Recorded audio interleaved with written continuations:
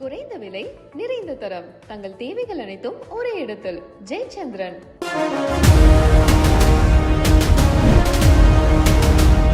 விசாகப்பட்டினத்திற்கு வந்த உலகின் மிகப்பெரிய கப்பல்.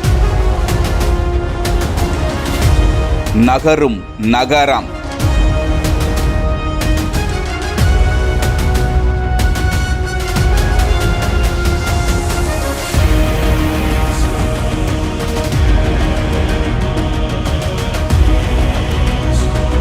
முதன்முறையாக தனியாருக்கு சொந்தமான அந்த உலகின் மிகப்பெரிய கப்பல் தி வேர்ல்ட்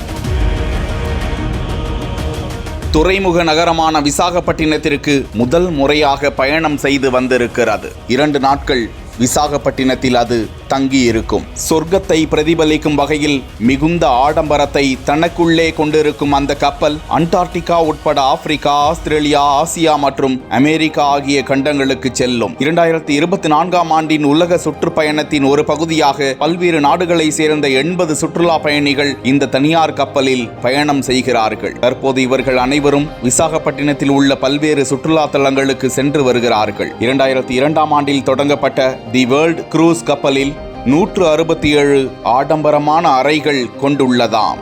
இதுவரை 120க்கும் மேற்பட்ட நாடுகளுக்கு அந்த கப்பல் பயணம் செய்து 1000த்திற்கும் மேற்பட்ட துறைமுகங்களை இணைத்திருக்கிறதாம். ஒவ்வொரு 2 வருடங்களுக்கு ஒரு முறை உலகத்தையே சுற்றி வருகிறதாம் தி வேர்ல்ட் கப்பல்.